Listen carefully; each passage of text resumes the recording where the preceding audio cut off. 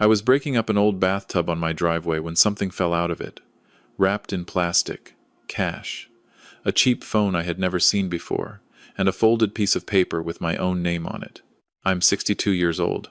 I've been married to the same woman for 19 years. And in the next 10 seconds, I realized she had been planning to take everything from me. My name is Walter Hayes. I live in a quiet neighborhood in Phoenix, Arizona.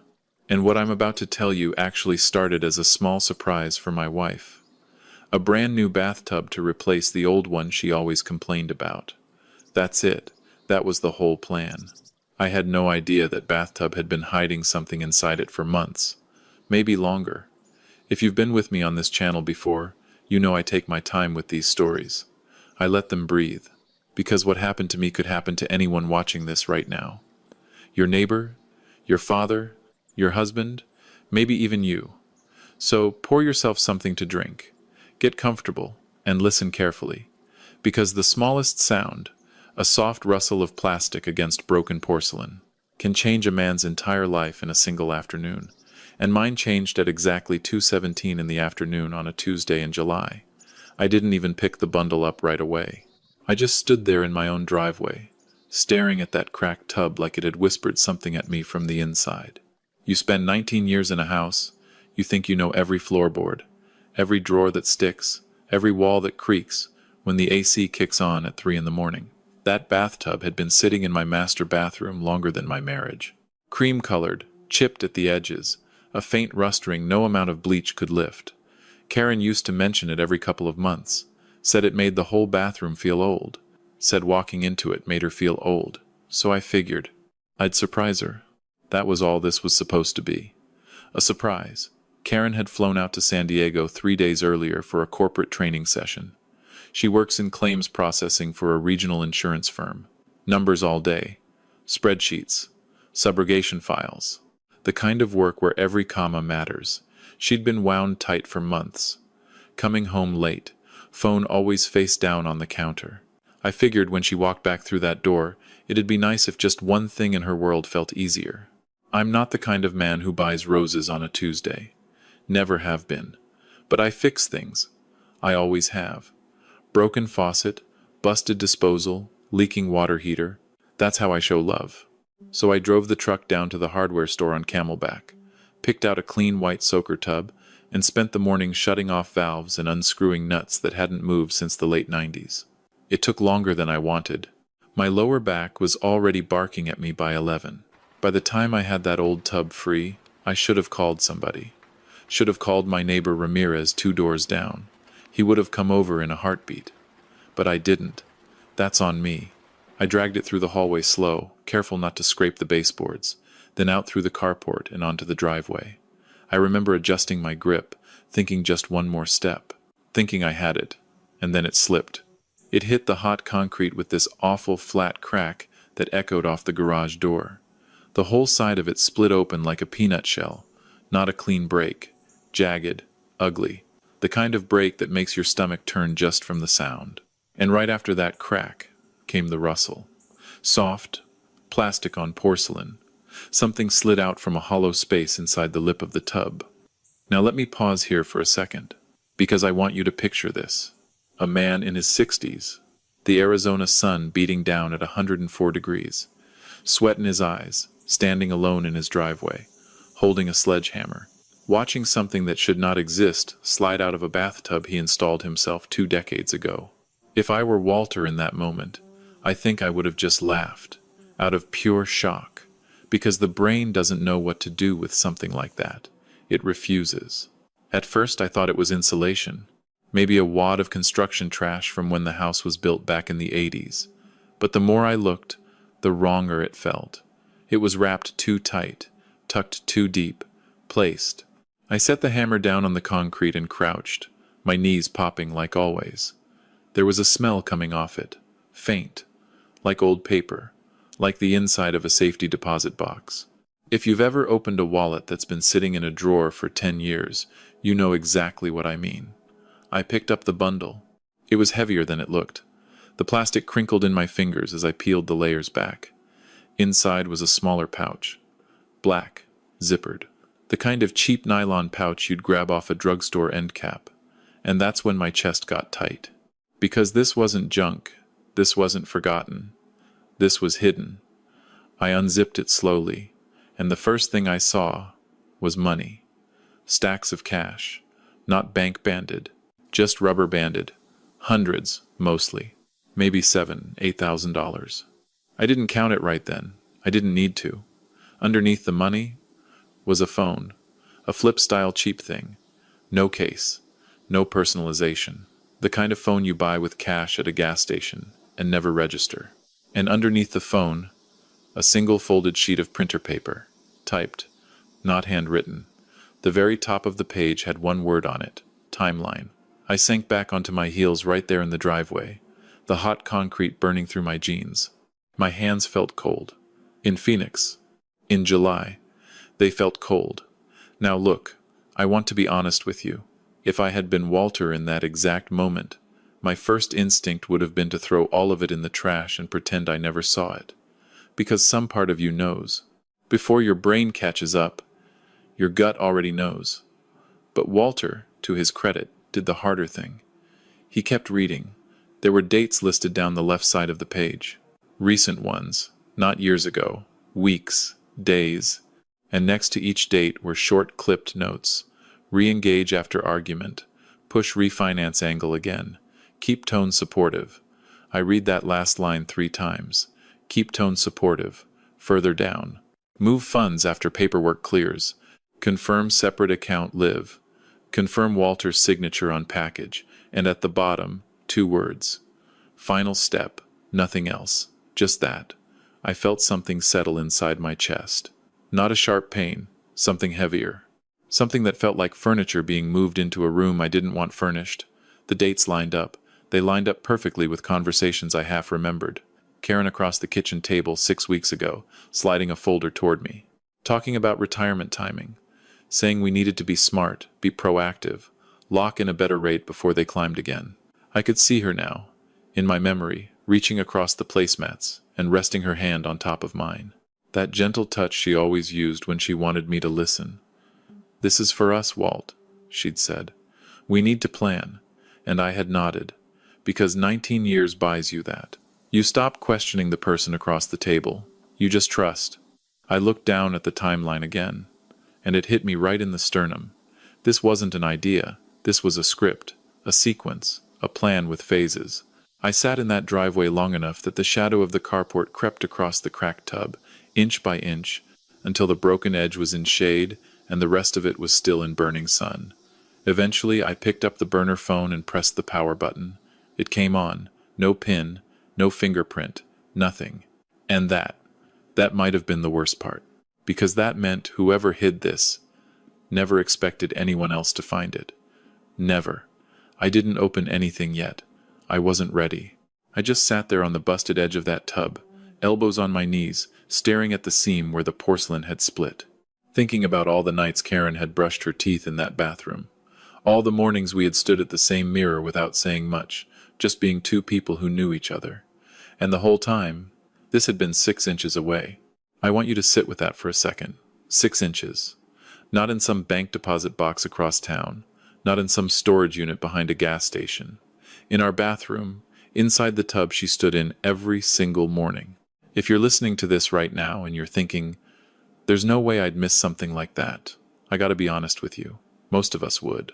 Because we don't go looking for betrayal in our own bathrooms. We just don't. I folded the paper back up, tucked everything back in the pouch, set it beside me, and I stared at the concrete for what felt like an hour. The thought that kept coming back wasn't why. Not yet. The thought was simpler. This wasn't something old. This was something still moving. I didn't open the phone again until the sun started dropping behind the Estrella Mountains. I carried everything inside first. You don't sit out in a Phoenix driveway after dark with a stack of cash on your lap. Folks here are friendly, but they notice. Mrs. Donovan across the street has nothing to do all day but water her cactus garden and watch the block. I set the pouch on the kitchen island and just stood over it, almost like I was waiting for it to apologize. It didn't. So I made coffee. Black, the way I've drunk it for 40 years. My hands didn't shake making it. That surprised me. I think the routine is what kept me steady. You boil water. You measure grounds. You pour. You don't fall apart. Then I sat at the breakfast bar, pulled the burner phone closer, and turned it on again. Plain home screen, generic icons, messages, calls. That was about it. Almost worse that way. Almost easier if there had been some weird app or password protection. This was just clean. I tapped messages. There was one thread that mattered, saved under 2 letters. MR. I tapped it. The most recent message had come in that very morning. From MR, schedule still good for Monday. From Karen. Yes, he's been more relaxed since I got back. I'll close it then.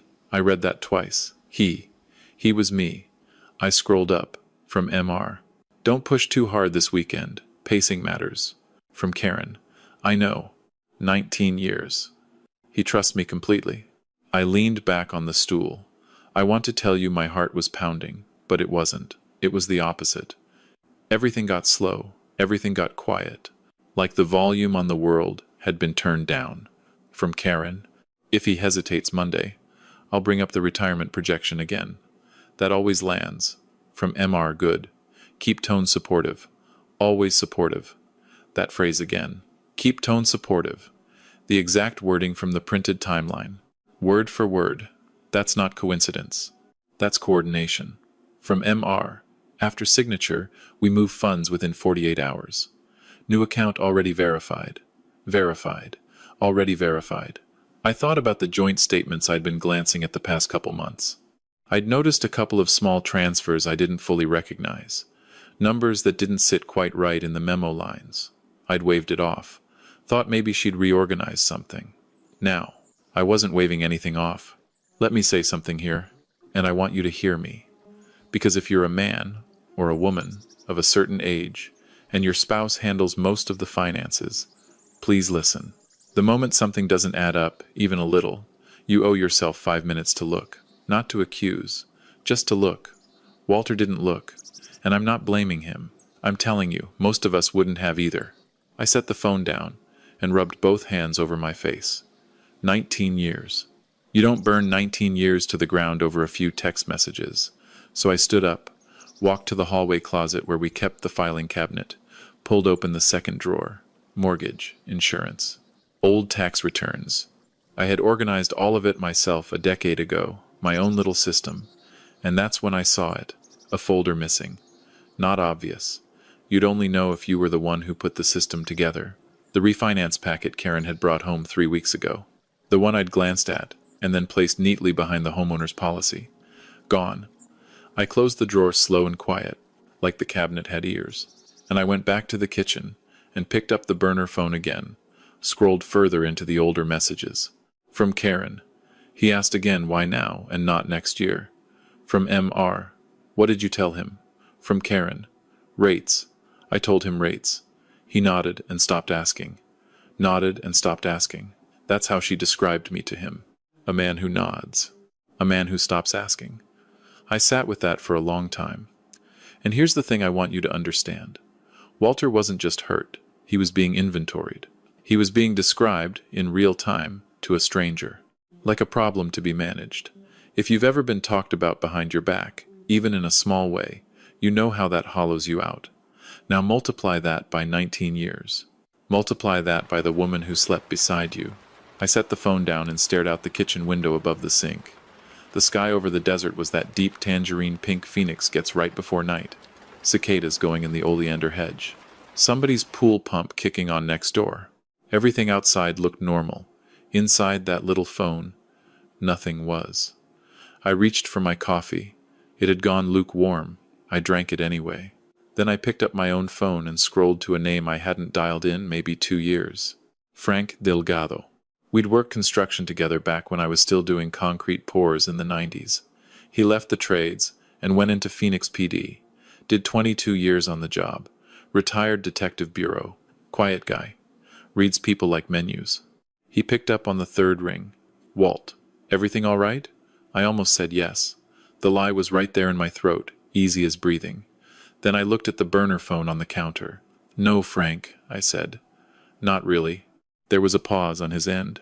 Not a long one. just enough to know he was already shifting gears. "Talk to me, brother," so I told him. "Not all of it. Just enough. The tub, the pouch, the phone, the timeline." He didn't interrupt. Not once. When I read him the line about keep tone supportive, I heard him exhale slow, the kind of exhale that means someone is putting puzzle pieces together they've seen before. "Walt, listen to me," he said. "You sure of what you're reading, word for word?" "I'm holding it right now, Frank." Another pause. Longer. "That's not random," he said, "and it's not old.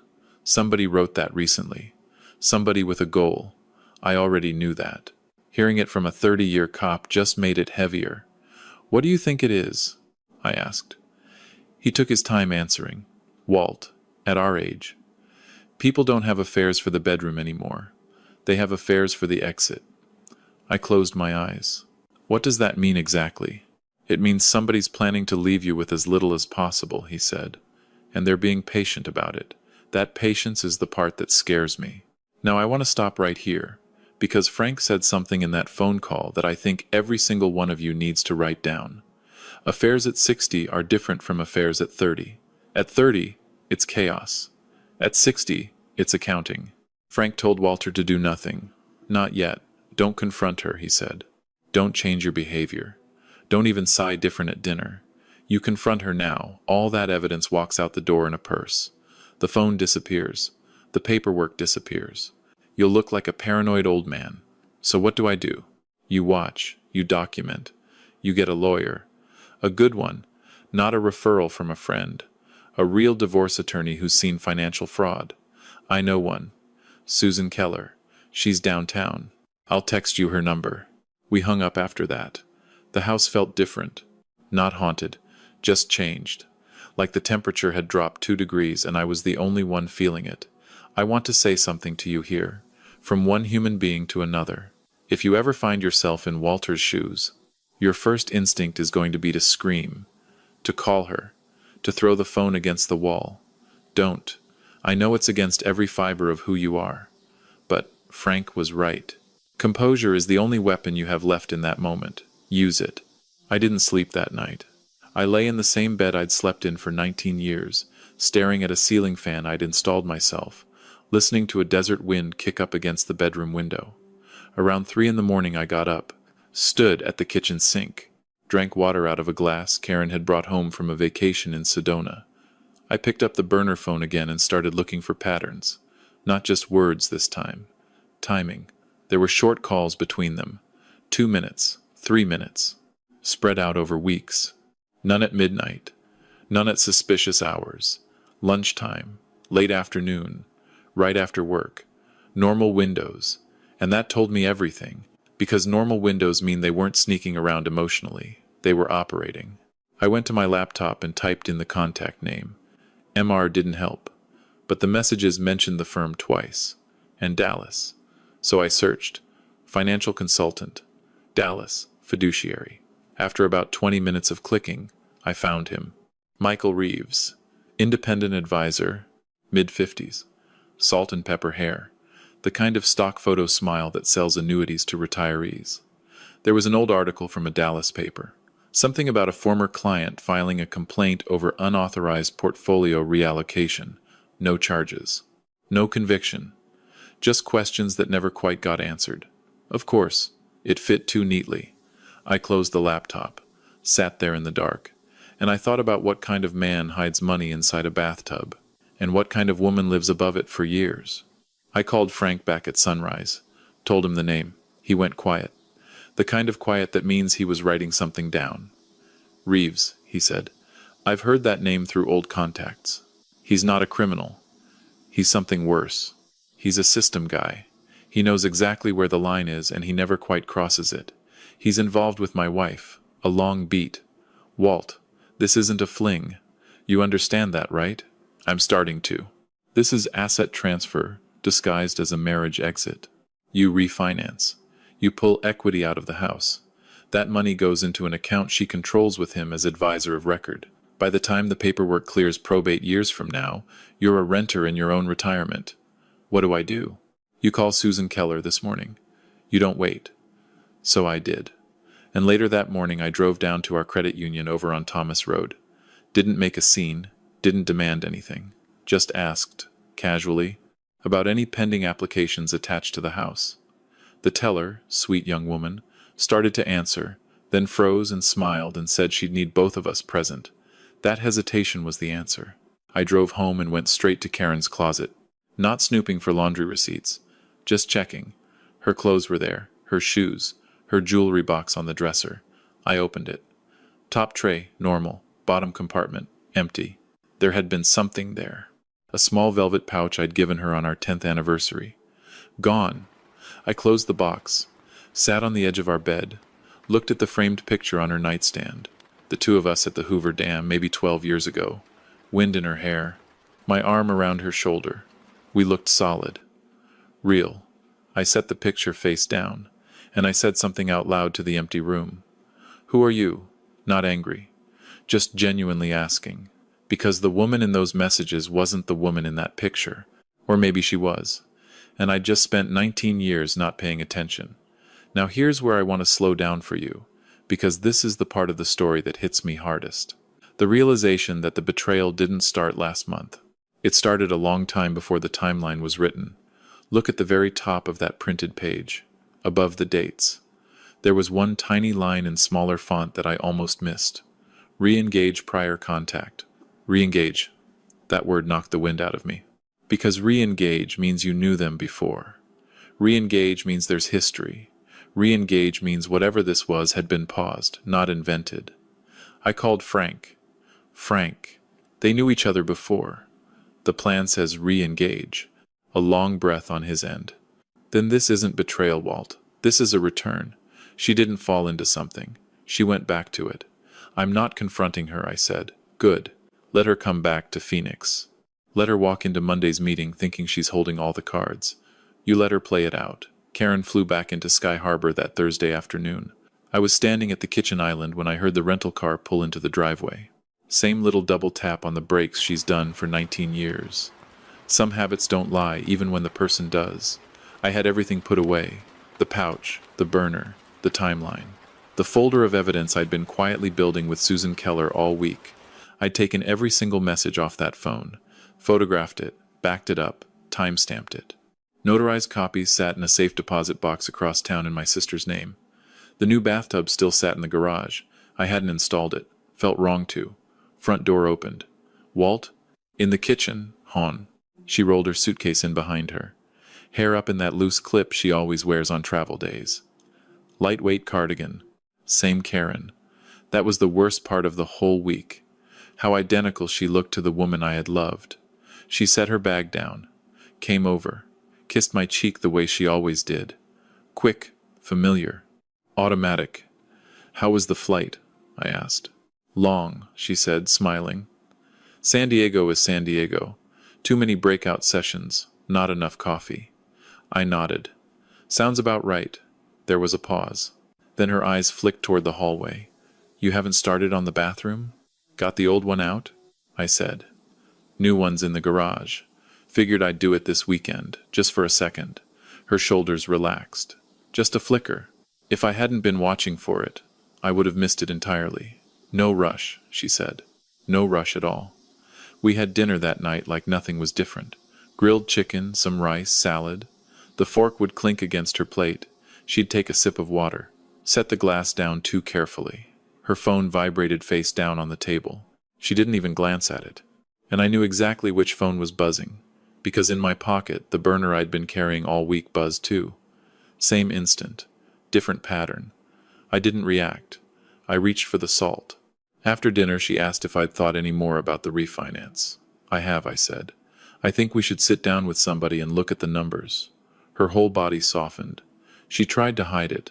She couldn't quite. Actually, she said, I already reached out to a friend from the San Diego conference. He does this for a living. Specializes in retirement-age homeowners. Michael Reeves. He's flying in Monday. Monday works, I said. She studied my face, looking for the crack, the doubt, the hesitation. I gave her none. Just a conversation, right? She said. Yeah, I said. Just a conversation. She smiled, and for a moment It almost looked real. After she went to bed, I sat in the dark living room and called Susan Keller's cell. "We're set for Monday," I told her. "You're sure you want to do it this way, Walter?" "I'm sure. Then I'll be there. And Walt, you don't say a single word more than we rehearsed. Not one." "Got it." Monday morning I woke up before the alarm. Karen was still asleep beside me. Breathing slow, turned away. For a long minute I just listened.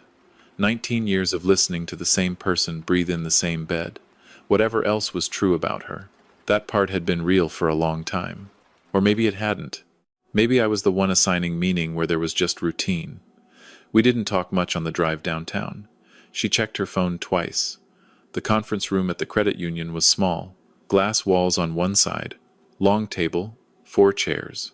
Michael Reeves stood up the moment we walked in, tall, pressed shirt, smile that didn't quite reach the eyes. The exact stock photo from the article. "Walter," he said. "Real pleasure." I shook his hand. "Likewise." He turned to my wife. "Karen, good to see you again." Again. There was that word. I didn't react. We sat down. He started right in. Smooth, practiced. Numbers floating across the table. Loan-to-value ratios. Equity extraction. Rate locks. Karen nodded along, adding little supportive comments at exactly the right beats. Just like the script. He slid a folder across to me. "Thick. Heavy. Just preliminary figures, Walt. No pressure today." I put my hand flat on top of the folder. Didn't open it. I leaned back, took a breath, reached into my jacket pocket, and I set the burner phone on the table between us. The room went very still, not loud, just still. Karen's eyes dropped to the phone, then up to me. "Walt, what is that?" Her voice was steady. I gave her credit for that. I reached into my other pocket and put the folded timeline next to the phone, smoothed it open with the side of my hand, and I said the line I had practiced in the bathroom mirror for 4 mornings straight. "You forgot this in the bathtub?" Karen. For one long second nothing moved, and then I saw it. Her face didn't crack, it calculated. Michael's eyes flicked once between the phone and the page. He knew. Of course he knew. Karen leaned back slowly in her chair. "You went through my things." Not a question. "It fell out, Karen," I said gently. "When the tub broke, it all fell out." Silence. Michael cleared his throat. "I think there may be some confusion here." I cut him off without raising my voice. "Mr. Reeves, the messages are still on the phone. The dates match. The transfer instructions match. The verified account number matches. We can keep going if you want." Karen looked at me differently then, like she was seeing me for the first time in 19 years. "How much did you read?" "All of it," she exhaled. And to my surprise, she nodded once, like a woman closing a chapter. "Okay," she said quietly. Michael shifted. "Karen, we should." "It's done, Michael," she said, not even looking at him. He already knows. "Stop talking." That was the most honest sentence I'd heard from her in months.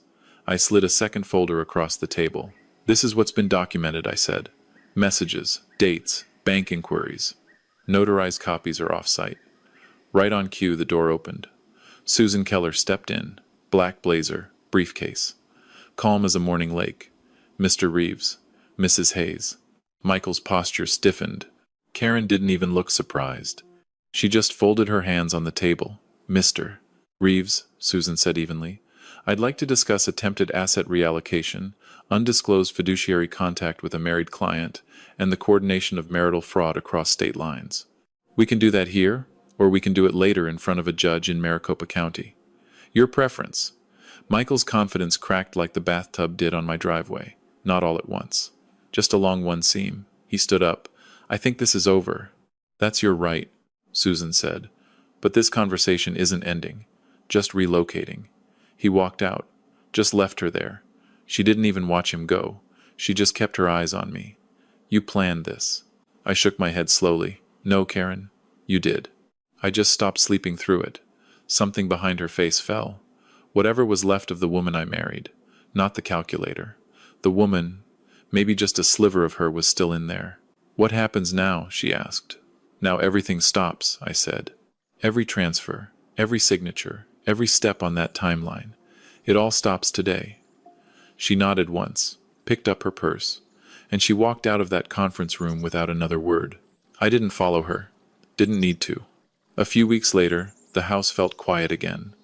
But it was a different kind of quiet. Cleaner, lighter. The new bathtub was finally installed. White. Simple. Nothing fancy. I stood in the doorway one morning with my coffee, looking at it, thinking about how something so small can split open something so big. And here's where I want to talk to you directly, friend to friend. Because this story, as wild as it sounds, is not rare. It's happening in quiet houses all over this country. I want to tell you what this teaches us. The mistake most people make is assuming that loyalty is permanent. It isn't. Loyalty is renewed every single year by both people. The day one person stops renewing it, the marriage becomes a performance. And in America, especially after 50, financial betrayal is one of the fastest growing forms of elder harm. The AARP has been warning about it for years. Refinancing scams, deed transfers, quitclaim signatures buried inside refinance packets. Your local Adult Protective Services office actually handles these cases. So does the Consumer Financial Protection Bureau. If something feels off in your finances, you can request a free credit freeze through Equifax, Experian, and TransUnion. You can pull your home title from your county recorder for under $20.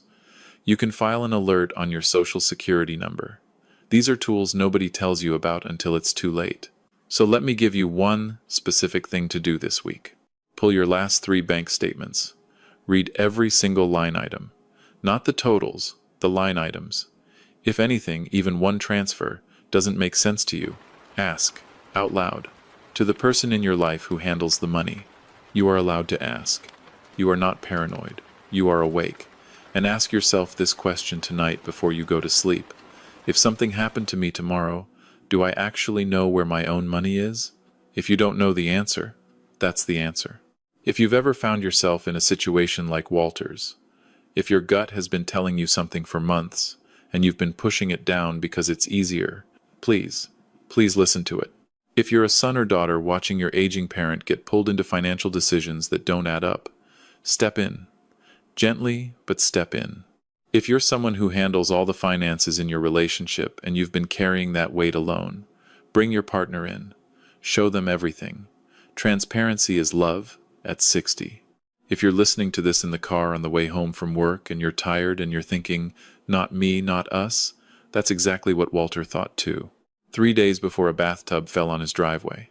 And if you're someone who's already lost a lot to someone you trusted, please hear me. It is not your fault. You loved correctly. They acted incorrectly. Those are 2 different things. So before I let you go, I want to hear from you. Comment 1 if you think Walter handled this exactly right. Comment 2 if you think Karen deserved a chance to explain herself privately first. Comment 3 if you've ever found something in your own home that changed how you saw the person beside you. And right under your number, tell me where you're watching from, your city, your country, and what time it is for you right now. I genuinely read these. Phoenix at sunset is my favorite, but I love hearing from a kitchen in Ohio at midnight or a porch in Texas at sunrise. Tell me where you are. If this story moved you in any way, pause for 1 second and hit that like button. It tells the algorithm to show this story to someone who needs to hear it tonight. Maybe a Walter who's about to install a bathtub. Maybe a Karen who's about to make a choice she can't undo. Subscribe to the channel and turn on the bell, because every week I tell stories like this. Real human stories about trust, betrayal, and the small sounds we should have listened to sooner. Disclaimer. This is a fictional story inspired by patterns I've seen in real elder fraud and financial betrayal cases reported across the United States. But it has been 100% rewritten by me here in Phoenix to avoid reused content and to honor the real people behind cases like these. Names, places, and details are entirely my own creation. If anything in this story matched your real life too closely, please reach out to a licensed attorney, your local Adult Protective Services, or the Consumer Financial Protection Bureau. You are not alone. And remember, sometimes the truth doesn't come crashing in. Sometimes it's just a soft, dry rustle, plastic sliding across broken porcelain. So pay attention, stay kind, stay awake, and I'll see you in the next story.